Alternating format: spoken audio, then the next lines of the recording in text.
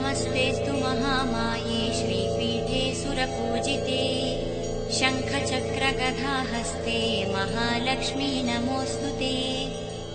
नमस्ते गरुडारूढे कोलासुरभयङ्करी सर्वपापहरे देवी महालक्ष्मी नमोऽस्तुते। सर्वज्ञे सर्ववरदे सर्वदुष्टभयङ्करी सर्वदुःखहरे देवी महालक्ष्मी नमोऽस्तुते।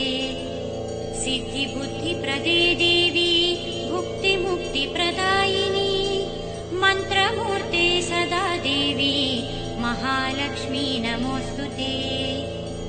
आद्यन्तरहिते देवी आद्यशक्तिमहेश्वरी योगज्ञे योगसम्भूते महालक्ष्मी नमोऽस्तुते। स्थूलसूक्ष्ममहारौद्रे महाशक्ते महोदरे महापापहरे देवी महालक्ष्मी नमोऽस्तुते।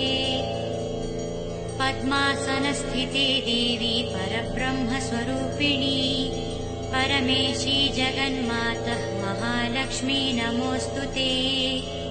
श्वेताम्बरधरे देवी नानालङ्कारभूषिते जगत्स्थिते जगन्मातर्महालक्ष्मी नमोऽस्तुते।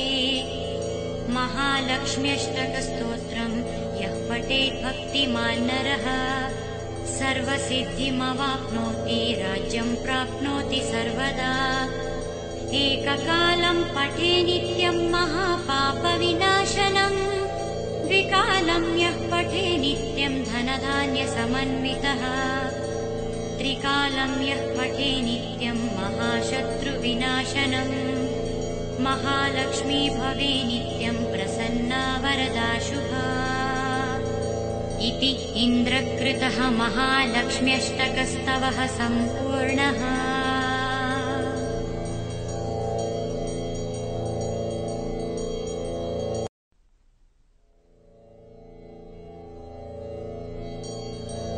इन्द्र उवाच नमस्तेऽस्तु महामाये श्रीपीठे सुरपूजिते शङ्खचक्रगदाहस्ते महालक्ष्मी नमोऽस्तुते।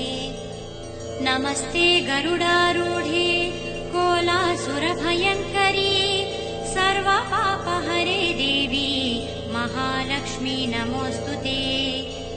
सर्वज्ञे सर्ववरदे सर्वदुष्टभयङ्करी सर्वदुःखहरे देवी महालक्ष्मी नमोऽस्तुते। सिद्धिबुद्धिप्रदे देवी भुक्तिमुक्तिप्रदायिनी मन्त्रमूर्ते सदा देवी महालक्ष्मी नमोऽस्तुते। आद्यन्तरहिते देवी आद्यशक्तिमहेश्वरी योगज्ञे योगसम्भूते महालक्ष्मी नमोऽस्तुते।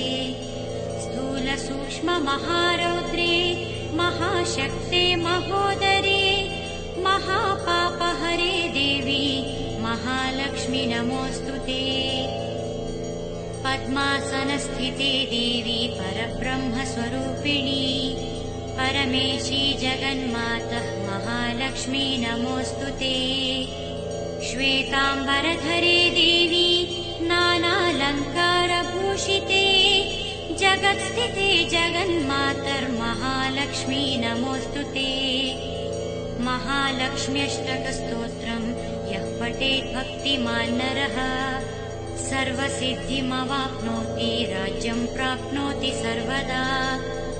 एककालं पठे नित्यं महापापविनाशनम् द्विकालं यः पठे नित्यं धनधान्यसमन्वितः त्रिकालं यः पठे नित्यं महाशत्रुविनाशनम् महालक्ष्मी भवे नित्यं प्रसन्ना वरदा शुभा। इति इन्द्रकृतः